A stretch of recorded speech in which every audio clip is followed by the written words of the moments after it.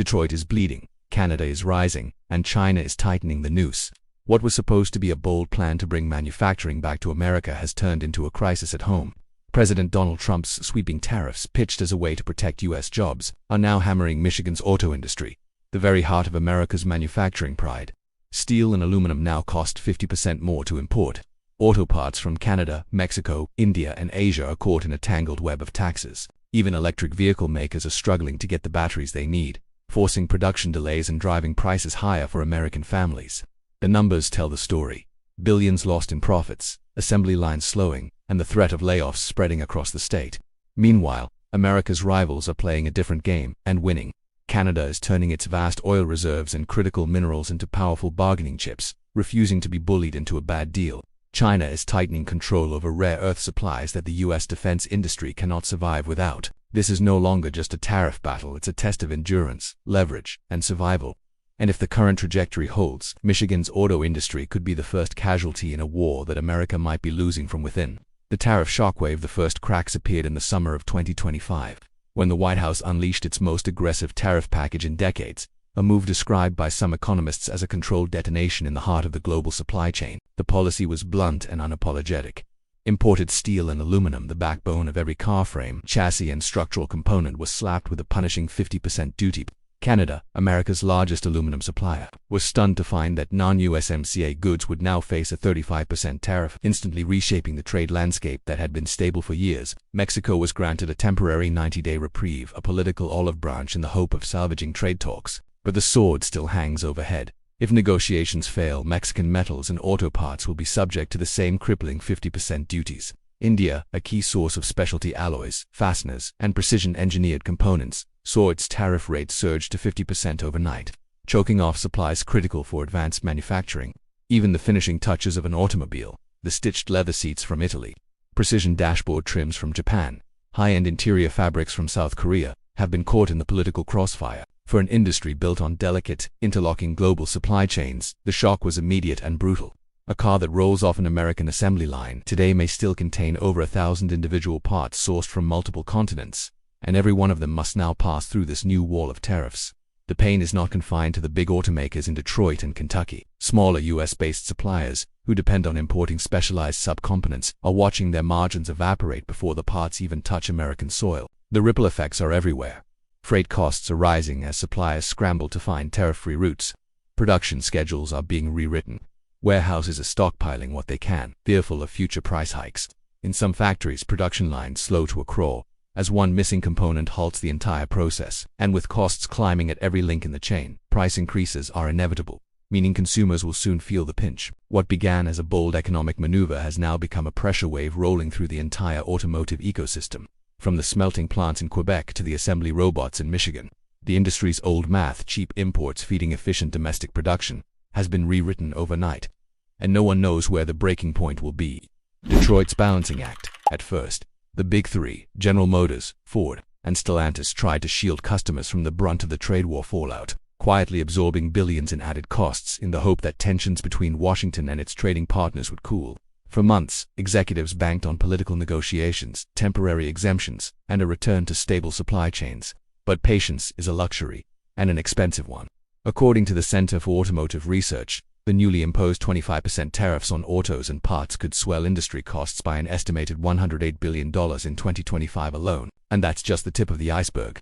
The number doesn't include heavy steel and aluminum duties, key raw materials for car manufacturing, nor the compounded effect of stacked tariffs from multiple countries retaliating at the same time. For automakers, it's like paying an import tax at every stage of production. From the bolts in the engine to the screens on the dashboard, the Alliance for Automotive Innovation has issued its most urgent warning in years. These costs will inevitably spill over to consumers if the current trajectory continues. Entry-level sedans and compact SUVs, the very vehicles working-class families rely on, could vanish from the affordable price range. For many buyers, the dream of owning a new car may be replaced with the reality of patching up the old one for another decade. The stakes are even higher for the electric vehicle EV sector. Despite bold White House targets for domestic EV adoption and manufacturing, the U.S. still lacks a fully independent battery supply chain, roughly 80% of lithium-ion batteries, and the essential materials like lithium, cobalt, and nickel come from overseas suppliers, many of them in Asia. Now, these critical imports are stuck behind steep tariffs and trade restrictions. This bottleneck has a domino effect. Battery shortages mean production delays. Delays mean thinning inventories. Thinning inventories mean rising prices. And with EV demand still in a delicate growth phase, these disruptions could slow the country's green transition for years. Assembly lines in Michigan that had recently roared back to life after the pandemic slump are now facing the grim possibility of temporary shutdowns or layoffs, a painful echo of Detroit's industrial downturns in the late 2000s. For the Motor City, the balancing act is brutal. Absorb the hit and bleed cash. Pass it on to consumers and risk losing market share, or scale back production and gamble with jobs. In every scenario, one thing is clear. The road ahead is bumpier than anyone hoped, and Detroit's resilience is about to be tested yet again. A tale of two strategies. For Donald Trump, tariffs aren't just an economic tool, they're a show of strength. In his worldview, tariffs are like a hammer, and every trade dispute is a nail. The approach is direct, forceful, and designed for maximum public impact. Impose a tariff, dominate the news cycle, pressure the other side until they flinch, then claim victory. It's fast, dramatic, and built to produce eye-catching headlines that can be showcased to his political base as proof of America First in action. In Trump's mind, patience is a luxury he can afford, especially in an election season where quick wins play better than long-term plans. Canada's Prime Minister Mark Carney, however, is playing a different game entirely, one that looks less like a boxing match and more like a chessboard. He knows that meeting Trump's fire with fire might satisfy national pride in the short term, but it could also spiral into a trade war that leaves both economies bruised. Instead, Carney is focusing on strengthening the home front, boosting domestic manufacturing, protecting vulnerable industries, and, most importantly, diversifying Canada's trade partnerships so it's never too reliant on one customer, no matter how big that customer is. His philosophy is that resilience beats retaliation, and that steady, calculated moves will outlast any political storm in Washington. China tightens the noose while the US and Canada spar over metals and cars.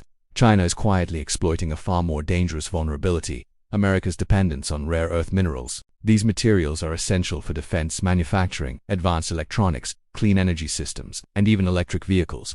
China controls roughly 60 to 70% of global rare earth mining and nearly 90% of the refining capacity. Since late 2024, Beijing has tightened export restrictions on these resources, making them harder and more expensive for US contractors to secure. The effect is already rippling through the economy. Jet engine production is slowing, drone manufacturing is facing material shortages, and EV makers are scrambling to find alternative suppliers. And Beijing's strategy isn't limited to minerals. On the energy front, China is dismantling one of its biggest vulnerabilities: dependence on foreign oil shipped through US-monitored sea lanes like the Malacca Strait. By expanding renewable power, building the world's largest EV industry, and importing sanctioned oil from Russia, Iran, and Venezuela, China is creating a shield against future American economic pressure. Canada's mineral gambit. Back in Ottawa, Carney is betting on a different kind of future-proofing, one that could turn Canada from a resource exporter into a global supply chain leader.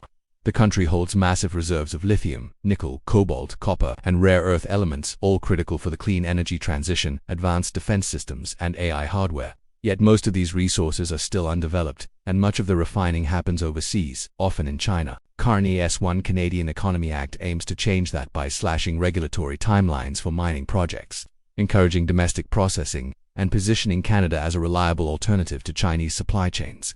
Companies like Electrovaya are already proving the model works, exporting high-performance lithium-ion batteries to Japan and the US if scaled up.